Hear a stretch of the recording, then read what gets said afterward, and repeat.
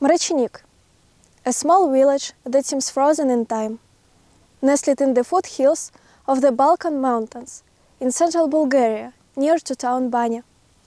Like many villages in the region, it bore witness to the stormy changes that swept through Bulgaria, from Ottoman rule to the liberation, from the establishment of the communist regime to the democratic transition in the late 20th century. What this lost land can tell us about its history? And the main question is, what are all these people doing in here? Let's find out.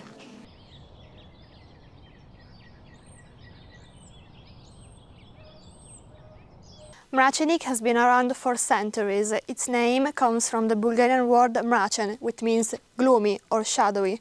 Legend has it this place was called this way because of the forest that surrounds the area and gives this place like a mysterious atmosphere. There is also another theory that says that this name comes from the mist that blankets the hills in the early morning, casting an ethereal but beautiful shadow over the hills. Mrachenik has been a rural community for most of its history, with farming and livestock being the main living resources. But as many other villages in the area, it has seen its fair share of changes. The second half of the 20th century was a period full of challenges from Mrachenik. Because of the industrialization brought by the communist era, many people started to flee from the rural areas to the cities, including young people.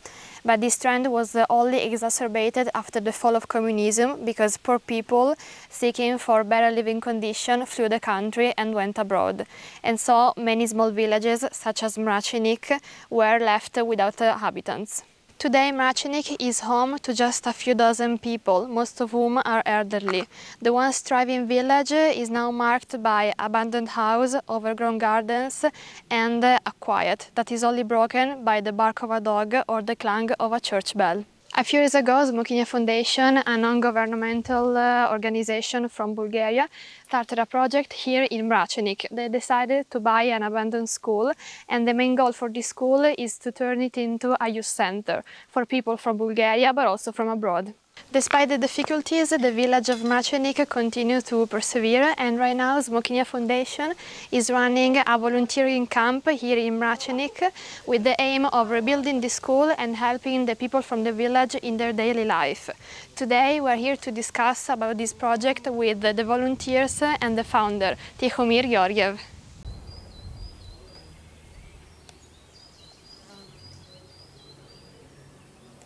Hello. Hi. Welcome to our interview. Would you like to start with saying your name? I'm Tisho from Smokиня Foundation. Okay, Tisho. First of all, could you please explain to us what Smokиня Foundation is and how it works? Smokиня Foundation is a non-profit organization in public benefit. Since 2016 it was established, and all we do is organizing youth educational projects, mobilities within Erasmus+, training courses, youth exchanges, which is something like 8, 10, 12 days maximum. And also within the European Solidarity Corps, we host long-term volunteers who stay anything between 6 months to 12 months. And also in the past 2 years we are hosting European Solidarity Corps teams, which is large group of 30, 40 people spending about 2-3 weeks together in a rural area, doing something good for the society, but also for our intended educational center. Yeah. How did you get the idea to create an NGO? I had my education and I had different jobs in the years. But I never worked things related to my education, so somehow my jobs were not very satisfying. And then in 2012 I ended up in a 12-day program in Hungary, and it was so good, so impressive, so impactful, very intensive. Yeah. Literally, they were organizing a very confrontative program, and I wanted more. Yeah. So eventually I went 2013 for half year as a volunteer to Hungary, and things worked out very well. So in 2014 I spent another half year as a youth worker in the same organization. And when I finished with all this, in the meantime going to, I don't know, more than 50, 60 projects all over Europe.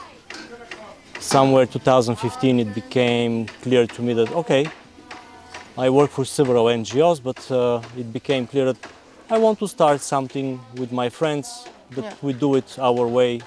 Maybe we bring some difference, some positive stuff which is not there.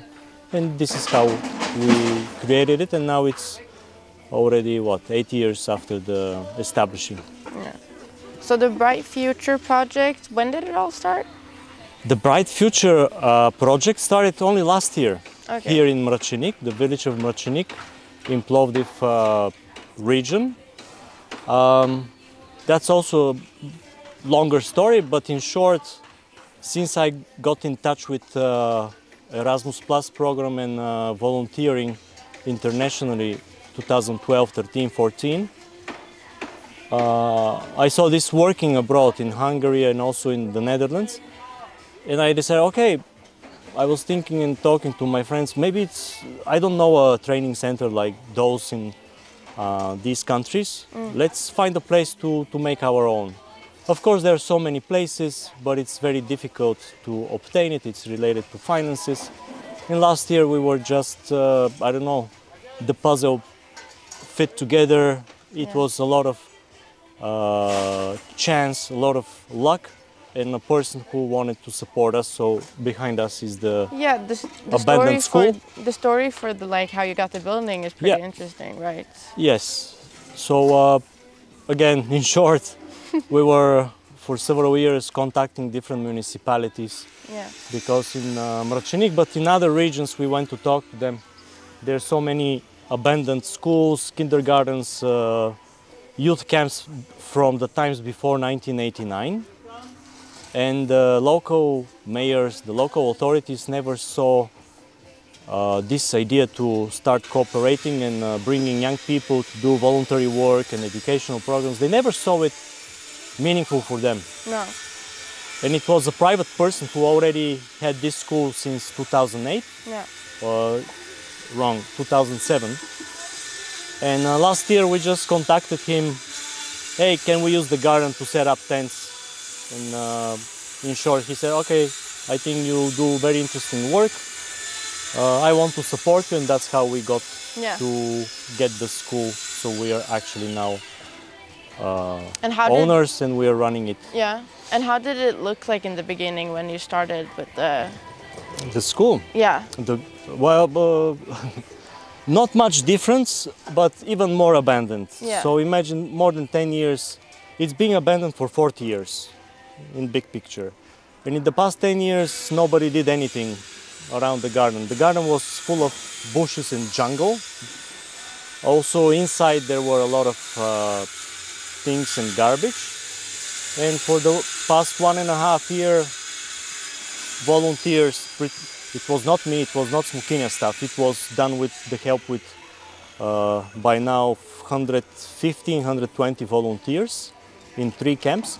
A lot of cleaning happened, so now the garden is very nice and usable. We have benches and stuff. Yeah. We put windows on the western part of the building, and a lot of inside work was done. We created a kitchen, so it looked different. Still, it looks, but it needs a lot of work and care.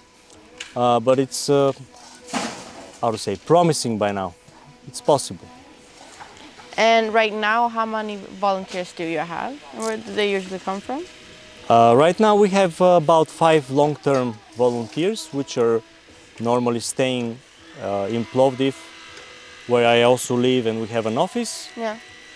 And for the time being, from 2nd of September till 23 of September, we have about 32 more volunteers from 18 countries who spent those 3 weeks living together, working together, sharing a meal together, interacting with locals, traveling around, doing different things. And how much time did you invest in the whole process to get it? Like, when do you think it'll be possible to say like that it's all done? Like, we can leave this. Within 2 years, Yeah. it will be fantastic. If not, more realistically, I think 5-7 years or maybe more. It is quite, I mean, it's not so complicated. Of course, there is a lot of work and it's pretty much financial problem. And we just need to find the proper support, whether with some grant or a public campaign to raise some donations. Our goal is not to make a high-end luxury place, but to make a nice, dignified, cozy place where young people and adult people can come and spend time together in educational programs or team buildings.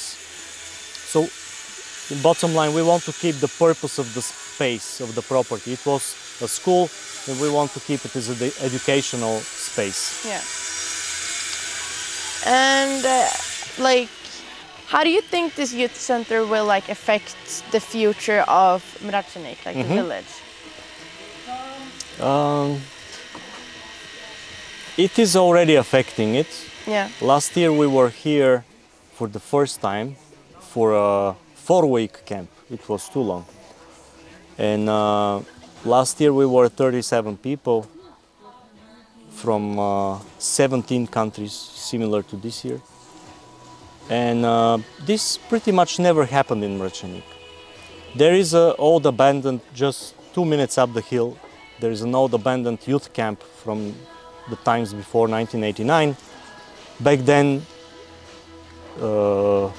pretty much Bulgarian-only students were coming to spend some time in the summer here. Yeah.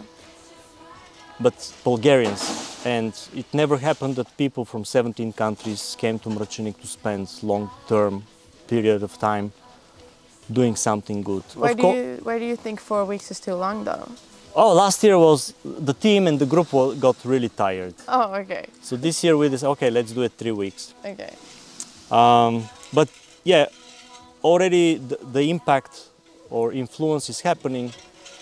Some people last year did not understand, did not support, they were very critical towards us. Who are we, who are those people?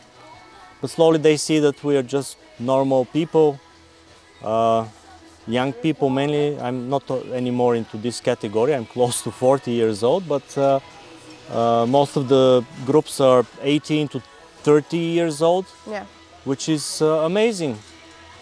This village has about 50-60 inhabitants, out of which there are 3 children only. And all of a sudden we bring 35 or 40 people who spend time.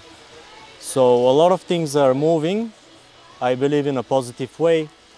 Some local people who traveled or did some work abroad in Greece or Spain or Italy, actually they know languages and they started interacting with our young people in those languages, and it's very natural, it's very nice. Long term, I hope that even locals who are a little bit critical and don't understand, they will see and appreciate our effort, because the point is that, of course, we focus on developing this space as an educational center. At the same time, we want to do something good for the village. That's why we did different actions. The volunteers clean streets, the wall full of bushes of the church, and different other locations.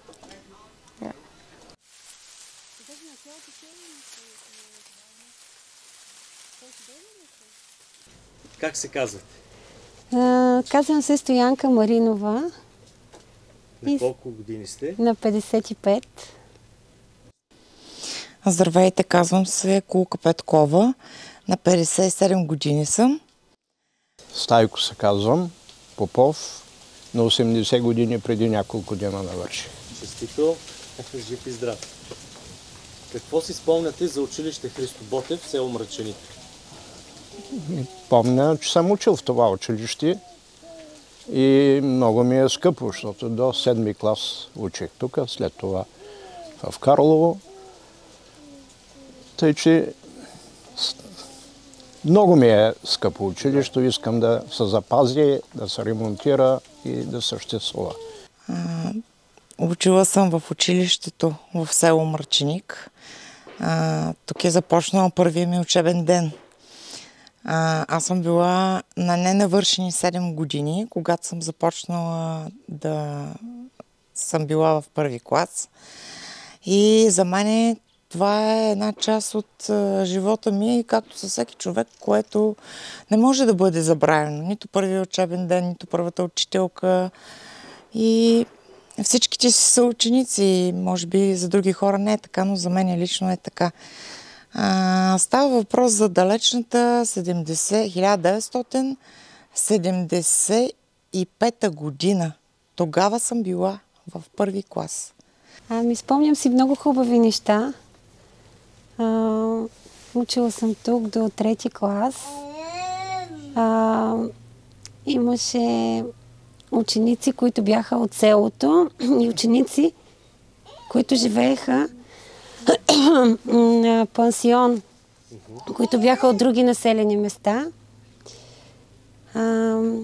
Спомням си празниците, 24 май, 1 май.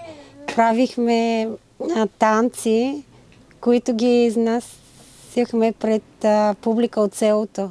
Танцувахме пред хората от селото. Те се събираха в училището и гледаха програмата. Как вашата история е свързана с историята на училището? Какво мога да кажа за моята история? Това, че съм учил 7 години, помня действително, както каза Таня, празници се празнуваше са Нова година, представления се даваха в училището. Цялото село, то беше голямо тогава, цялото село присъстваше на тия представления. Най-важното съм запомнил, че като излизахме на Нова година, вън имаше до колени сняг. Да.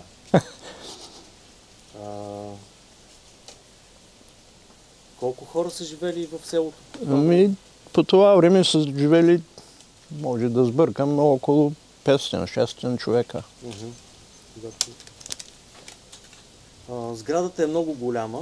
Спомняте ли си колко ученици имаше във вашия клас, когато сте ходили на училище? В моя клас, това беше 58 година. Съм завършил. Бяха 20 човека.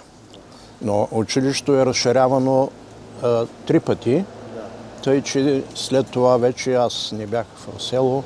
Имаше пансион от 100 деца, имаше и местни деца, тъй че училището беше над 100 човека. Класът ни беше за мене и тогава и сега изключително голям, защото бяхме 28 човека. На този етап 28 човека в селско училище звучи, че са много хора. В последствие не мога да кажа, че сме останали по-малко. Напротив, ние до трети клас запазихме това отношение на бройката. Дори за отделни срокове имаше и други ученици от свежени от близките села. По-малко са били от 20, но както казах, горните етажи се използваха за пансион и бяха спални помещения, така че всички стаи бяха запълнени, въпреки че училището е голямо. Помните ли колко други класове имало? До 8 клас, от всеки клас по един клас бяха. Имаше много деца на постоянен пансион в училището. Те бяха от, поне на мене такава ми е била информацията и това ми е останало в спомените, от цяла България.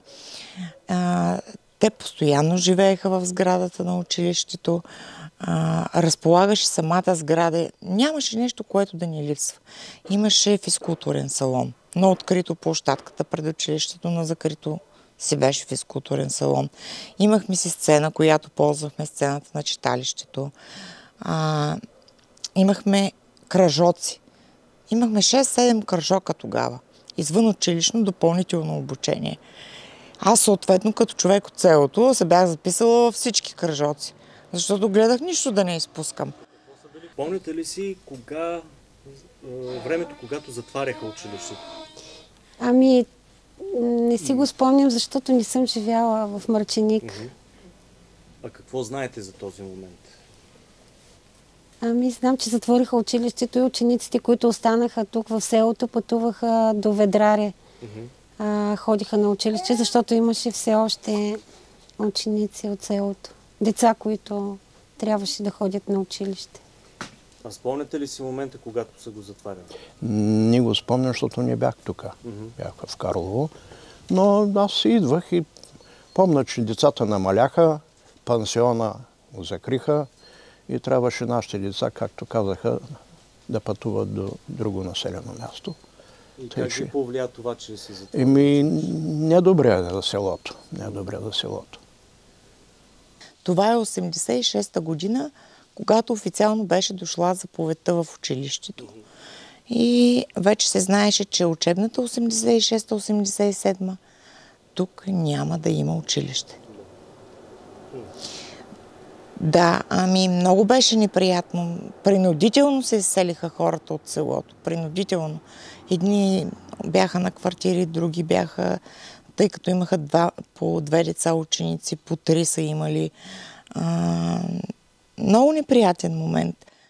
А какво си спомняте? Колко дълго беше изоставено училище? Много дълго. Много дълго, затова е в този вид беше, нали, вие знаете. Много дълго, колко? Поне 20... 20, да, повече от 20 години. Да, 40, може и 40 да се каже. И какво се е случвало през цялото това време? През цялото време настаняваха и работници секачи, горски секачи, и те го разрушиха до окончателно, да се казва.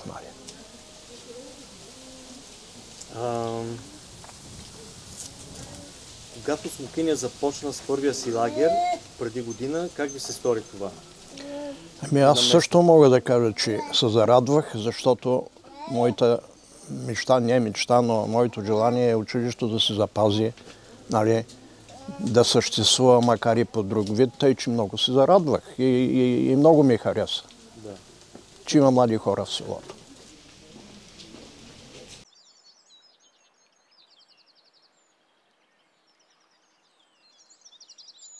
Hi, Hello, what is your name and where are you from? my name is Mary and I'm coming from Bulgaria. I'm born here and now I currently live here again. Can you please state your name and where you are from? My name is Luis and I'm from France. And what is your role here at Smokina Foundation? I'm the camp facilitator. And what do you do for Bright Future project?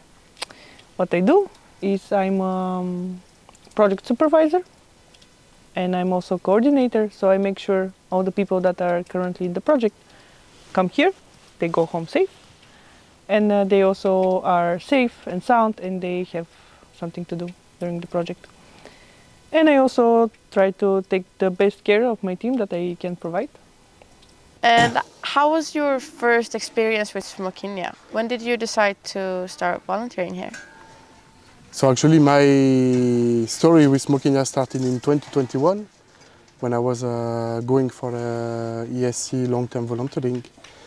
And I spent 1 year in Plovdiv working in the office of Smokina Foundation. And since then I'm staying around and supporting their work the way I can. And how did your first long-term volunteering influence your life? A lot. Like I went there with the idea of I will have so much to bring to Smokina, like I know a lot of things and I could support them, And I quickly understand that actually I don't know anything and I relearn everything from them. My perception of life and how to live my life the way I want to live my life was changing thanks to Smokina Foundation. Like the mindset was different. Yeah. And what differences do you see between last camps and this one? First, I see a lot of improvement in the school and in the village. Just as well, a lot of a big change in how locals and fellow Bulgarians perceive us and what we do, and it's in a positive way. Another thing is that I'm different. I'm more experienced. I'm able to provide more and to do it better, in my opinion. I'm more calm, I'm more organized than before, and I think it very much contributes to making the projects better and better every time. Also, it's full of different people. Not all of them, but most of them are new to us. They come for the first time to our projects, or they come for the first time to any project. And this is a totally new experience for them, for us. Different behaviors, different stories, different jokes. So this is new. How would you convince people to come here and do the projects in the future? That I believe that right now there is like around 50 people in the school, in the camp, working around, and that those 50 people, each of them have a different goal. Like there is the main goal and the main vision of Smokina Foundation, but I believe that each of us have a different personal goal, personal objectives. Yeah. And this is a very nice way to approach it, like how all together we can share our goal, let's say, to achieve something bigger, but while that is personally beneficiary. I don't know how to say. Yeah, beneficial, yeah. Yeah, like, I don't know, it's not only about digging, like if you put your mindset in, I want to learn how to work with a team, about teamwork or leadership, go dig a hole with a team, and if you put a good mindset, you can learn a lot about yourself. What do you feel when you see the process in the school? Actually, I have this realization every time I go out or come back to the school, and just seeing people work, hearing the noises, or not only work, but seeing people, hearing them enjoy the music. It fills me with pride, hope. It's only good feelings, and I'm very optimistic that what is happening now is worth it for all of the people involved. What was the question? What do you feel when you see the process? So, except of hope, that is both for the people involved, but also for the building as a center and also for the village. It gives me also satisfaction that all these people came and they enjoy what they do. And last question, what is your message to other young people who want to volunteer or are volunteering? That if they want to do something new, to meet people, to create a lifetime experience, to create a bond all over Europe, to experiment, to be okay with making a mistake, to be okay with not knowing anything, this is the place to come, because there is no expectation about, like, it's just what is important is just to do something and to talk about what we realize while doing stuff. So it's a place for everyone, doesn't matter what.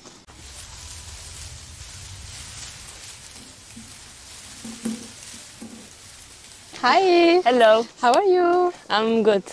What's your name? I'm Michalina and I'm from Poland. My name is Christos. You want full name? Sure. Christos Arampalis, and I'm from Greece. I'm Johan from the Netherlands. Okay, and why did you decide to come and volunteer here? Well, it was a very fast decision. I saw the opportunity, 3 weeks in a place of nature, and I was like, let's go. Let's go for it. And why are you volunteering here with the Smokina Foundation? because when I volunteered first time last May, it was one of the best experiences of my life, and I met awesome people, and I wanted to relive this again. To be honest, I'm here because I really want to go to Bulgaria. I've never been to Bulgaria or Romania, like this part of Europe. And I really wanted to make a difference, not be just a tourist, but really add something to a community. So yeah, that's my goal. Okay, and how did you get to know the Smokиня Foundation? Well, before the project I didn't know much about it, but after checking the social media and the website, I figured that they have a vibe going that could match mine, so let's say I risked it. And how has it been so far? So far so good. I'm really enjoying the work. I believe in the mission of the project, so I feel very motivated. It's different. At first I was comparing the two projects with, together, and I understood that I should not, because it's a completely different experience with completely different people and completely different tasks. Yeah, that's good. And do you like it here?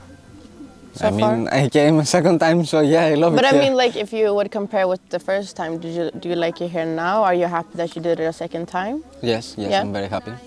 Yeah, I really like the atmosphere with 18 countries involved and a lot of enthusiastic young people here that also want to make a difference. So it really gives me energy to work with them. What is the best thing for you being here? For the second time? Yeah.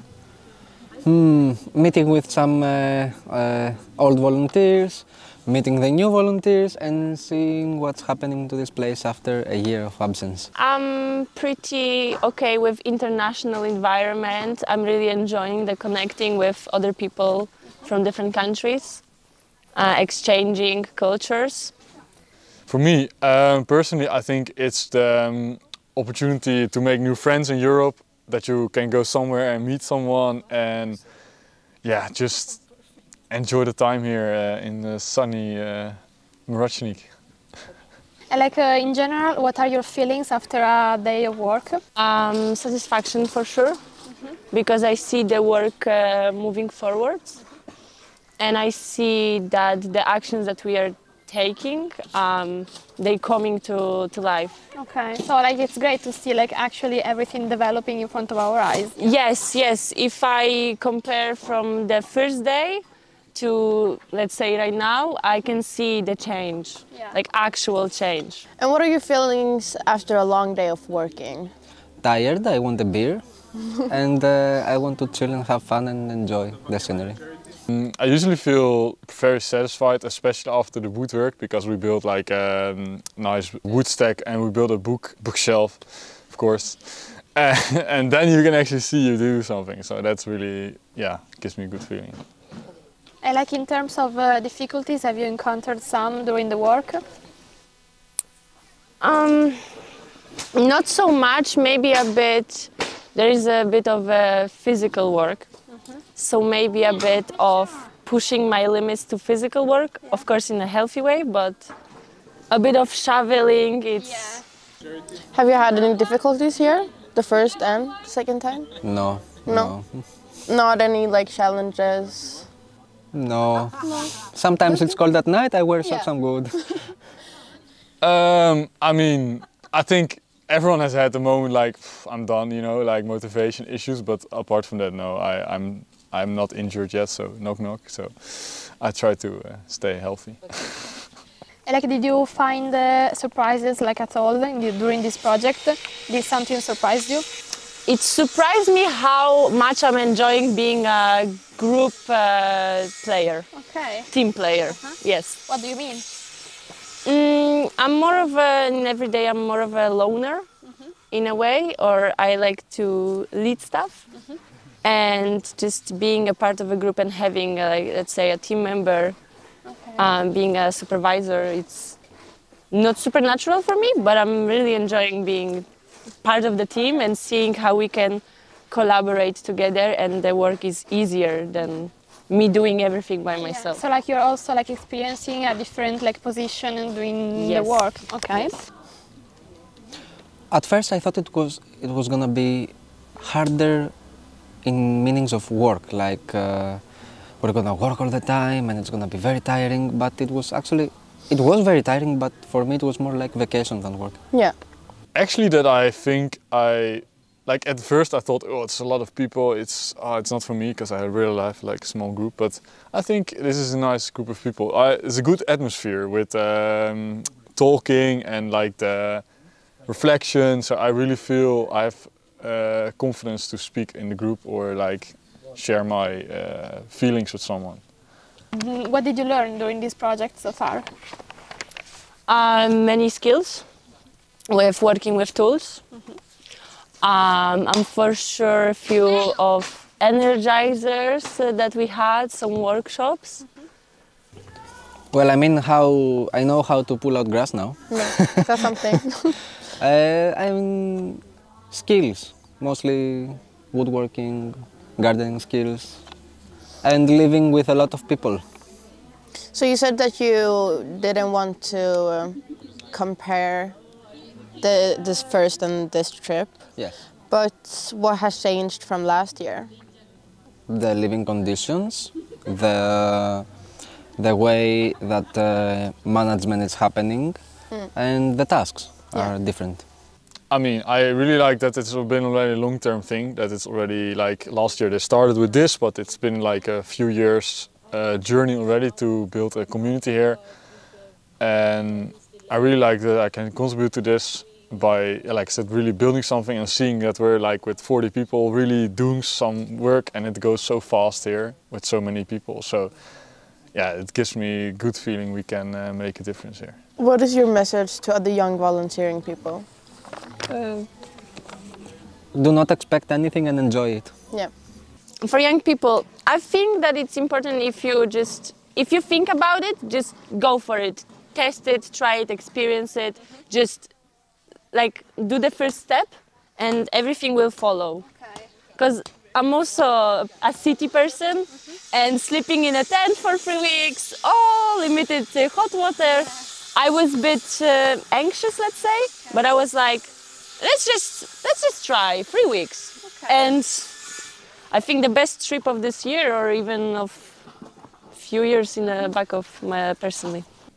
Take like the big leap of faith that you feel, oh, I don't want to, go somewhere else, like this lost village, you can say maybe, but if you connect with others, you can do much more than you think yourself. So I think being in a group, a team group like this, is really helpful to learn and grow your confidence in your skills, that you can do more than you think.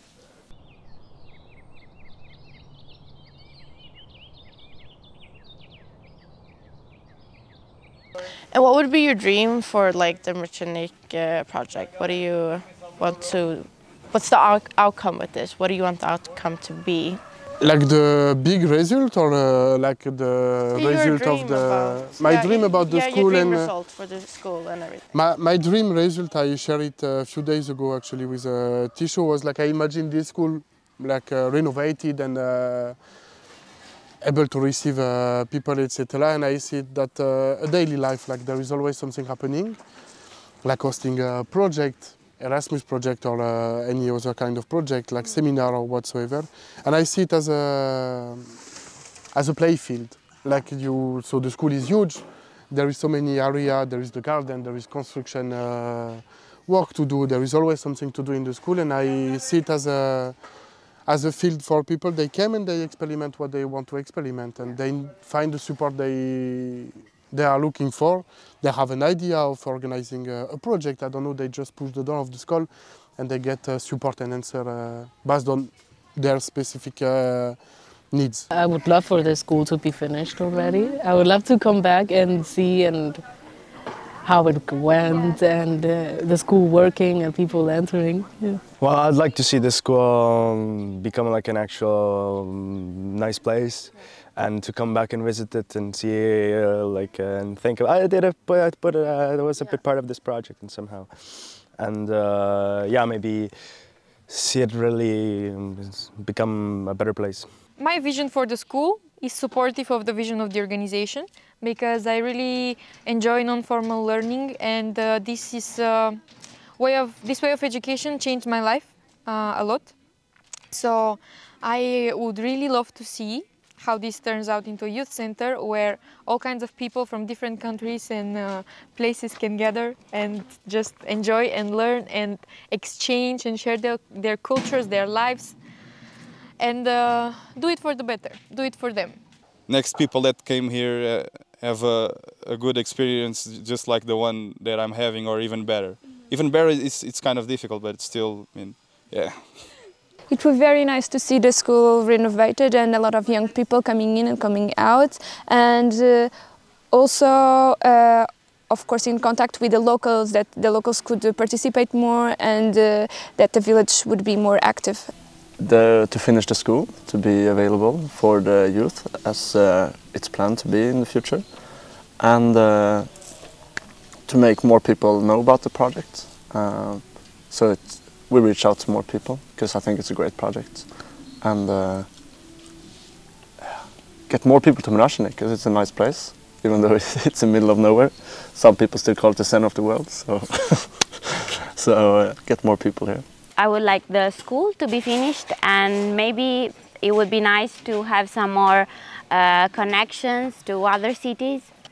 I want the school to be finished and that people can use this place for something. I don't care if it's a school for children, so Mrachenik is full of people again, or like for young people. I hope this place will get like better, like be alive, and I just hope it's gonna work again.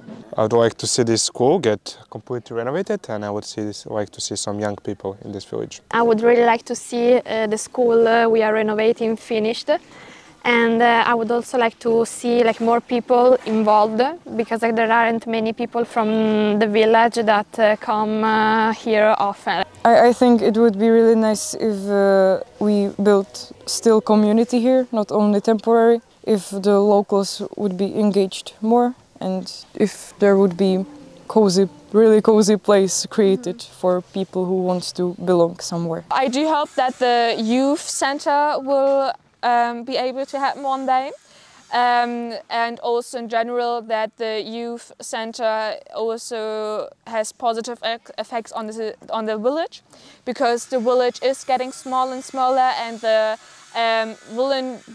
inhabitants are pretty old, so kind of maybe to bring some new life in this village, also for it to be an opportunity for many new young people to get to experience this village and to get to know each other better. I want it to be able for young people here, and especially children, to come and be at the school. I would love to come back, like maybe 2 years later, and see this renovated with so much activity, actions, and youth people using this that we construct for them. I'd love to see the school rebuilt as well, and that's also working more with the actual locals themselves, like going out and having more interaction would be absolutely amazing. Other than that, I wouldn't change too much, just branch out a little more with the local community. My hope for every village in Bulgaria is pretty much the same, to be repopulated, because in the last 30, 40 years the villages were depopulated from younger people. So my hope is for young people to go back to the villages. That this building actually becomes a place for young people to hang. I hope the center will be, when it's finished with renovating and stuff, it will be full of energy and people who are willing to learn something, willing to teach something, and just that it will be used for years.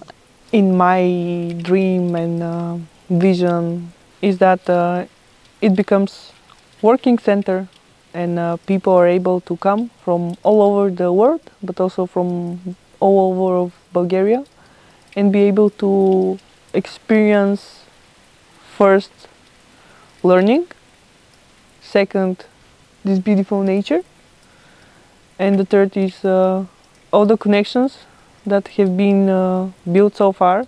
I'm sure there's a lot more to be built here, because there is something magical about the school, about the village, about what Smokиня does?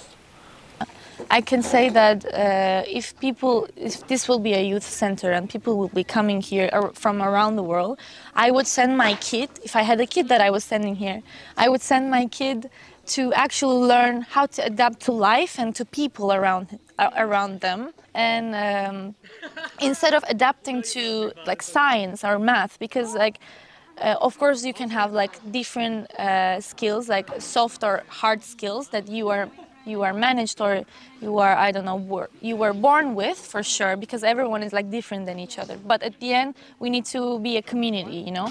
So that's why I think if I send my kid here in that way, I would send them to learn about people and learn about different cultures and learn about different perspectives and how to appreciate it.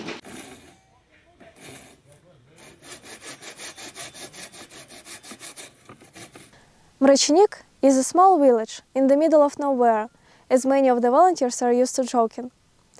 And it would hardly be different if the Bright Future project hadn't been in place. But over the last 2 years, more than 100 young people all over the world have come here.